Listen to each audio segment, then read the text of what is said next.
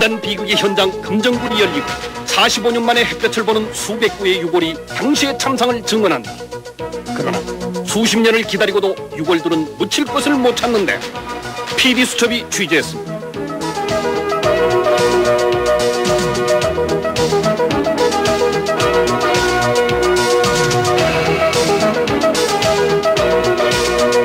에서 죽어간 수많은 희생자들의 유골이 45년 만에 발굴되는 과정을 취재하고 사건의 진상규명을 촉구한 바 있습니다.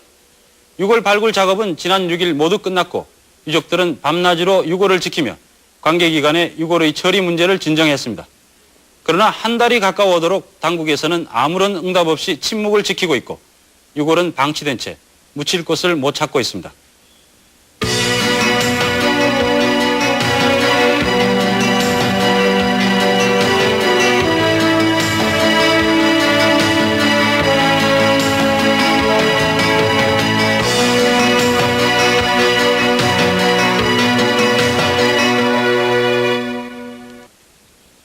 일산 금정굴은 과거 구입할 수복 후 부역 혐의를 받은 수많은 사람들이 집단 처형 매몰되었다는 비극의 현장입니다. 우리가 지금 밟고 있는 이 땅 밑에 유해가 들어있다는 말씀이신 거죠? 그렇죠, 이 정도. 비비선으로 전부 묶어가지고 총을 쐈다는.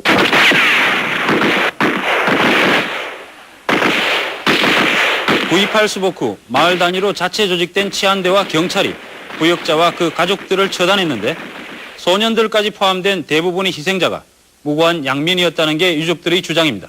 작은 형이 국민학교 한 5, 6학년 정도. 정말 어떻게 하다가 옥석을 제대로 운간 못해가지고 양민도 들어갔는지 모르겠어요. 그러나 덮어놓고 양민 학살이다. 양민 학살은 없었다는 우익단체의 반발도 만만찮은데요. 45년간을 가슴앓이만 해오던 유족들은 마침내 지난 9월 24일부터 손수 삽을 들고 발굴 작업에 나섰습니다. 발굴 나흘째 지하 12m 지점에서부터 유골이 나오기 시작했습니다.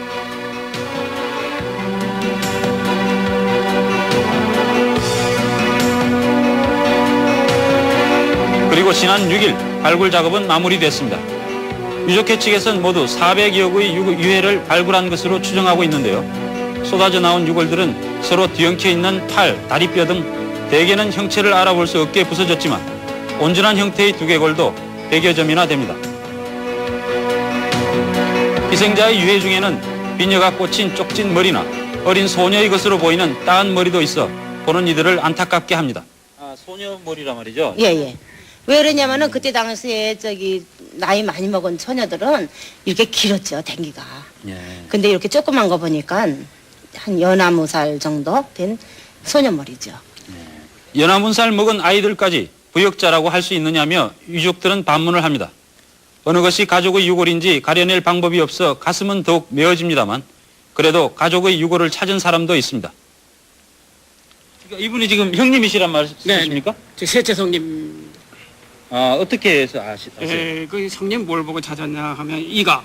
예. 그 이가요 가운데 이가 부러졌어요. 예. 그 저 어렸을 때 업고 가다가 예. 넘어져가지고 층계에서 넘어져가지고 그 세면 공굴인데 거기 부딪혀가지고 이가 왜 나갔어요? 그래서 이걸 보고 찾았습니다. 형님이 그 당시에 몇 살이셨습니까? 그때 17살 해서 중학교에 그때 2학년 3학년 올라가 그렇게 됐어요. 예, 그렇게 보이는데. 발굴된 유품 중에서 도장이 하나 발견됐습니다. 그날의 참상을 증언하는 듯 45년간 묻혀 있으면서도 썩지도 않고 제 모습을 드러낸 도장에서 박중원이라는 이름이 선명하게 찍혀 나옵니다. 박중원이라는 분인데 이분을 아신다면서요? 네, 그 전에 제 이웃에 살았습니다. 아, 그래요? 네, 이웃에 살았었는데 그분이 금융조합에 다녔어요. 일산. 박중원 씨 가족들의 생사가 궁금해서 예전에 박 씨가 살았다는 집을 찾아가 봤습니다. 그러나 그동안 주인이 몇 차례 바뀌어 그 가족의 행방은 물론이고 박 씨의 이름도 모르고 있었습니다. 아저씨, 주인 아저씨는? 주인이 없어요. 네. 못 들어가요. 다행히 이웃에서 박중원 씨를 기억하는 노인을 만날 수 있었습니다. 중원이가 말해 그분이? 이게 그래 박중원이 도자냐? 네. 거기 그러니까 거기서 돌아가셨죠. 그럼 그 가족들은 지금 남아 있습니까 지금? 모르지 가족들 하나도 몰라. 걔 죽었는지 어떻게 됐는지. 근데 그 배달에 가면은 그 집안이 살 거 아니에요. 배달이 거기 많이 살지. 박중원 씨가 부역 혐의로 잡혀가서 희생된 후 가족들은 마을을 떠났다고 하는데 그 행적을 알아보기 위해 우리는 밀성 박 씨 종중회를 찾아가 봤습니다. 그분은 그래서 6.25 때 뭐 시해를 당하셨다고 얘기를 들었거든. 예, 그럼 맞네요. 아, 말씀 들으셨습니까? 여기에 네, 맞습니다. 이분인데 무건중조가 아, 맞아요. 5월 중자에 예, 자제분 이름이 안 나왔어요? 여기 있죠. 상하, 상규, 맞아요. 상호. 저희 작은 아버님이세요. 지가 여기 아버님이시고 제가 상입니다. 마침 종친회에서 일을 보던 분이 박중원 씨의 조카였습니다. 그러나 직계 가족과는 연락이 안 되는 상태였습니다. 지금 생존에 계시는 분 없습니까? 그게 상무가 살았는지 한 모르겠어요. 사람 다른 거 알아요. 그러니까 전혀 종친회하고는 상호의 아들, 상호의 아들이 있대. 상호의 아들 살았어요. 그래서 그걸 그냥 찾으려고 그러는데 나도 지금 막내. 박 씨의 가족은 사건 이후 마을을 떠나 부인의 친정이 있는 충남 천안에 가서 살았는데 이후 소식이 끊어졌다고 합니다. 이 집안에 남아있는 직계 자손으로는 박중원 씨의 셋째 아들인 상호 씨의 아들 박경준 씨 한 사람뿐이라고 합니다. 우리는 몇 차례의 수소문 끝에 어렵게 박 씨 가족이 살고 있는 곳의 연락처를 알아냈고 조심스럽게 전화를 걸어보았습니다. 시아버님께서 박자, 중자, 원자 쓰시죠? 예, 맞죠? 혹시 그 시아버님께서 그 6.25 전쟁 와중에 희생되었다 이런 말씀 들으셨습니까? 그 말씀은 들으셨습니까? 이튿날 박중원 씨 손자되는 경준 씨와 그 어머니가 금정굴 현장을 찾아왔습니다. 45년 만에 처음으로 할아버지의 유골 앞에서 분향을 하는 손자는 어엿한 대학생으로 성장해 있었고 생전의 할아버지와 꼭 닮은 모습이었습니다. 어떤 혐의로 희생됐는지 알려지지 않은 박중원 씨. 그는 가족들에게 자신이 끌려간다는 사실도 알리지 못한 것으로 보입니다. 제가 알기로는 아버지가 말씀해 주시기는요. 그러니까 할아버지가 6.25 때 나가서 실종이 되셨다고 그렇게 알고 있습니다. 그래갖고 아버지 같은 경우는 그러니까 예전에 그 KBS 방송국에서 이산가족 찾기 하지 않습니까? 근데 그걸 매일 밤 보시더라고요. 항상 기다리고 계셔갖고서는 제사도 안 모셨어요. 안 모시고 그랬다 이제 시아버님 한갑 되시고 이제 한갑 해시고 그때서부터 제사를 생일날 이제 모시죠. 45년 동안 묻혀있으면 전혀 뭐. 45년 만에 할아버지와 손자는 작은 목도장 한 개로 혈육의 정을 나눕니다. 유품으로나마 할아버지를 확인할 수 있다는 것도 다행이라고 생각해야 하는지 모릅니다. 다른 많은 유족들에게는 이런 기회조차 없기 때문입니다.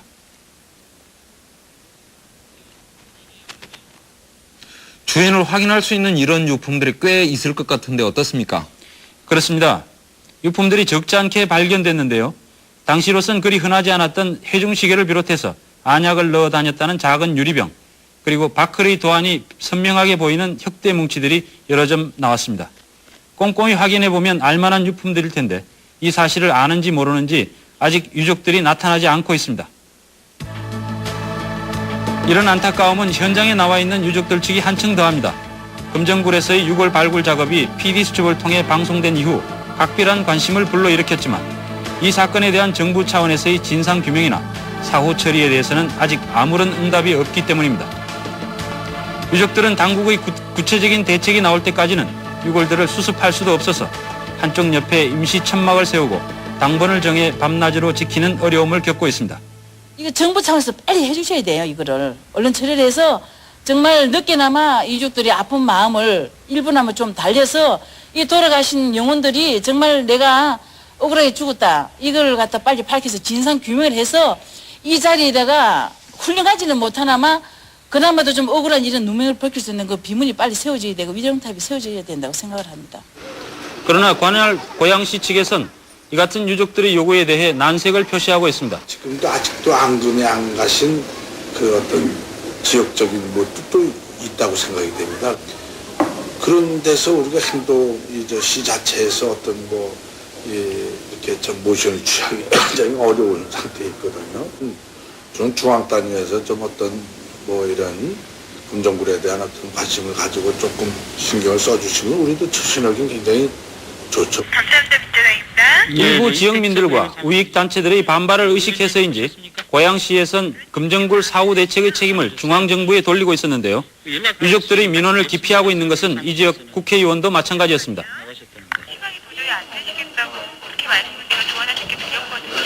시간이 안 되신다고요? 과정이요. 근데 금정굴 사건 같으면은 뭐 이거보다 지금 더 급할 만한 지역 일정은 없을 것 같은데. 희생자 파악 및 진상 규명에 나서달라는 진정서를 각계에 보냈지만 아무런 답변을 받지 못한 유족들은 더 이상 기다리고만 있을 수 없어 마침내 국회로 갔습니다. 어느 정부 한적에서 나와서 이게 뭔가 왜 이런가만 와서 한번 물어보시는 분이 있어도 우리도 이러지도 않아요. 기간이 벌써 20일이라는 기간이 갔는데 다른 보도는 뭐 불같이 빠르잖아요. 근데 지금 같은 세상에 이렇게 됐는데 세상에 오죽하면 이래요. 어느 다 부모 있고 동기간 있고 다 이러지 이거 들고 나와서 이러고 싶은 사람이 어디 있어요. 답답한 심정을 하소연하는 유족들의 항의 시위가 2시간가량 이어졌지만 그러나 의정 책임자 어느 누구도 이들의 주장에 선뜻 나서서 관심을 기울여주지 않았습니다. 사건 반세기가 지난 지금까지도 이념의 잠격은 이렇게 높게 그리고 단단히 자리 잡아 유족들의 숨통을 조이고 있는 것입니다. 언제까지 유골을 지키고만 있을 수도 없어 몇 명의 유족들이 유골 처리를 상담하기 위해 화장터를 찾아갔습니다. 저기 주인 없는 유골도 화장이 됩니까? 서류가 다 있어야 돼요. 서류가요? 규정상 각각의 죽음을 입증하는 서류를 첨부하지 않는 한 유골은 화장할 수 없다고 합니다. 그러니까 어떤 방법이든지요. 그 당시 고려한 사항이었다는 것은 서로 입증이 돼야 되고 또 그것도 모르고 그냥 와서 여기서 사람을 갖다가 처리한다는 것은 돌아가신 분인데 그걸 처리를 못하지 않습니까? 이게 어떤 방법이든지 시에서 저거 없으면은 여기 와서 처리를 못하는 거죠. 그렇죠. 그러니까는? 여기에서는 그런 시에 저거를 가지고 그렇죠. 와야죠. 400여 구나 되는 유골의 신원을 찾아낼 길이 없는 유족들은 당국에서 진상규명을 통해 유골을 처리해 줄 것을 촉구하고 있습니다만 여기에 반발하는 주장들도 적지 않습니다. 저희 사망신고내서 부분적으로 뭐 논아서 갖다 화장을 하든지 그건 그렇게 할 것이지 그걸 국가에서 뭐 어떻게 해라 또 위법해가면서까지 이렇게 해라 저렇게 해라 할 성질의 건 난 아니라고 봅니다. 9.28 수복 직전 단원 45명이 좌익 세력에 의해 학살된 이후 수복이 되자 이 지역에서 좌익 세력을 몰아내는 데 앞장섰던 태극단 회원들은 금정굴 희생자들이 모두 부역자였고 따라서 유골 처리에 국가가 나서서는 안 된다는 것입니다.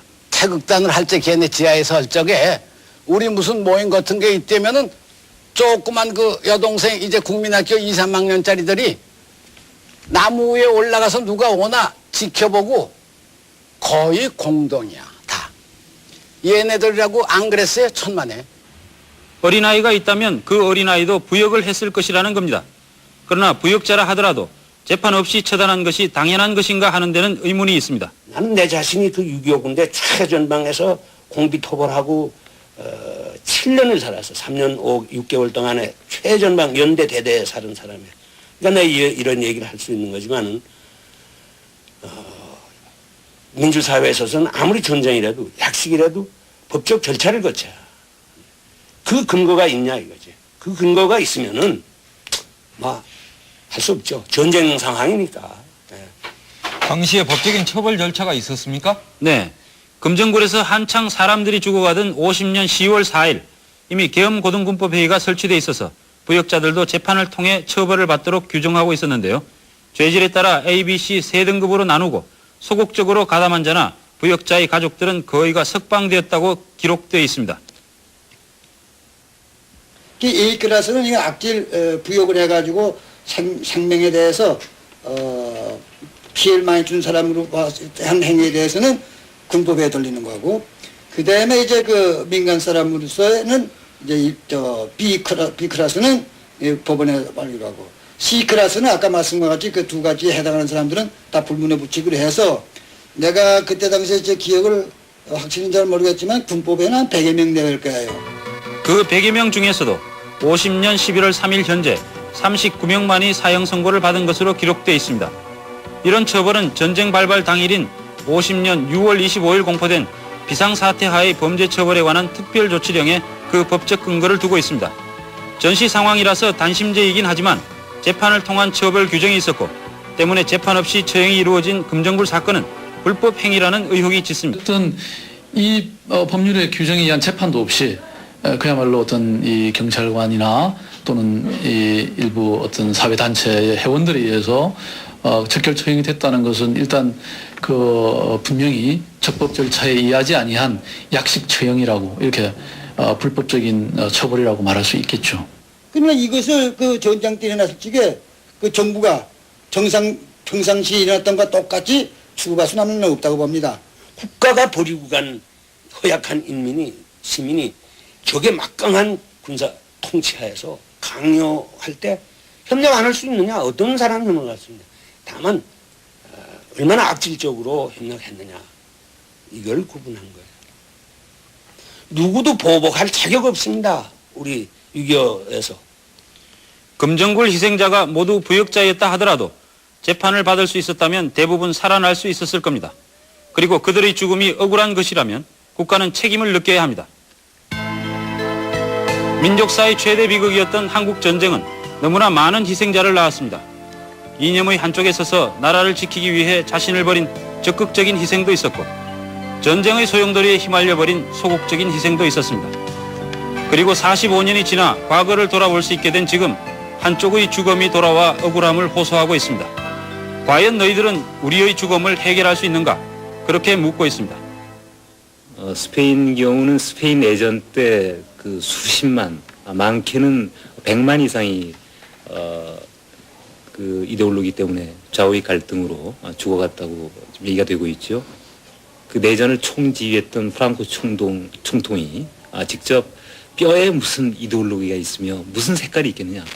그러니 좌든 우든 죽어왔던 모든 사람들의 영혼을 위로하고 뼈를 추스리기 위해서 같이 공동으로 국립묘지를 건설하자. 이렇게 해서 그 죽음의 계곡이라는 거기에 좌우익의 공동묘지가 설립돼 있고 프랑코 자신도 내가 죽으면 저기 묻어달라 해서 이 프랑코의 무덤도 거기에 있는 것으로 알고 있습니다. 아버지 어디 계세요? 아버지. 동족 상잔의 상처는 45년의 세월이 지나고도 아물지 않은 채 우리 앞에 되살아나고 있습니다. 사실 수십 년간 말도 꺼내지 못했던 유족들이 그나마 유족회를 구성하게 된 것도 문민정부가 들어선 이후의 사회 분위기에 힘입은 바가 컸고 또 이렇게 발굴 작업까지 이루어진 것입니다. 그러나 막상 유골들을 발굴해낸 지금 유족들은 더욱 막막한 처지에 놓이고 말았습니다. 우리는 금정굴 문제가 어떤 방식으로든 해결될 수 있는 시대에 살고 있다고 생각합니다. 지나간 시대의 대립과 갈등을 풀고 역사의 부채를 청산하는 일, 그것이 바로 통일시대를 향한 진정한 화합의 길이기 때문입니다. PD수첩이 이 문제를 관심 있게 쳐다보는 것도 바로 그런 이유에서입니다.